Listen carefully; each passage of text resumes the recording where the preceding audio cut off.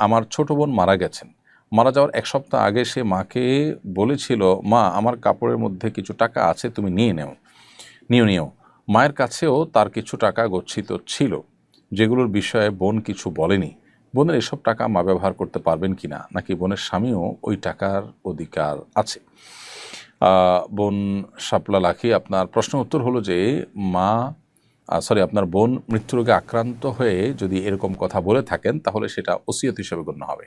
আর মৃত্যুশয্যায় শায়িত হয়ে বা আপনার জীবনের শেষ জীবনসায়ান্নে এসে এরকম কথা বললে সেটার মানে হলো আমি মারা গেলে তুমি এটা নিও, আর এটাকে ওসিয়ত বলা হয়। আর নবী সাল্লাল্লাহু আলাইহি ওয়াসাল্লাম বলেছেন, লা ওসিয়্যাতা লিওয়ারিসিন, ওয়ারিসের জন্য কোনো ওসিয়ত চলে না। অতএব এই ক্ষেত্রে আপনার বোন আপনার মার জন্য যদি ওসিয়ত করে থাকেন যে আমার মা আমার কাপড়ে থাকা টাকাটা তুমি নিও, এটা ওসিয়ত হিসাবে বিবেচ্য হবে যদি মৃত্যুশয্যায় হয়ে থাকে, এবং ওসিয়ত যেহেতু হয়েছে অতএব আপনার মার জন্য এটা নেওয়া জায়েজ নয়, কারণ ওয়ারিসের জন্য ওসিয়ত করা জায়েজ নয়। ওয়ারিস ছাড়া অন্য কোনো ব্যক্তির জন্য ওসিয়ত করা যেতে পারে 1/3 সম্পত্তির মধ্যে।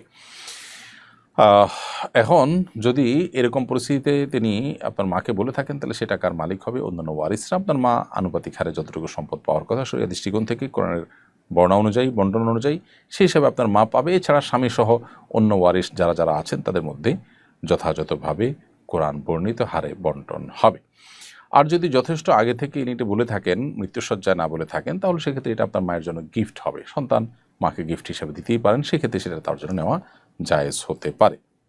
এবং সেক্ষেত্রে এখানে অন্য কোনো ওয়ারিসরা স্বামী বা অন্যকে অংশ পাবেন না, যেটুকু মায়ের জন্য দিয়েছে, যদি সেটা তার টোটাল সম্পদ যদি সেটা গিফট হিসাবে থাকে এবং মৃত্যুশয্যায় না হয়ে অনেক আগে থেকে সাধারণ রোগের মধ্যে অসুস্থ অবস্থায়, যে অসুস্থর পর আবার তিনি সুস্থ হয়েছেন বা সুস্থ হওয়ার সম্ভাবনা আছে, জাস্ট অসুস্থ অবস্থায় কিংবা স্বাভাবিক অবস্থায় মৃত্যুশয্যা নয়, তিনি মাকে যদি বলেন এটা তুমি নিয়ে নাও, তো এটা গিফট হিসাবে বিবেচিত হবে।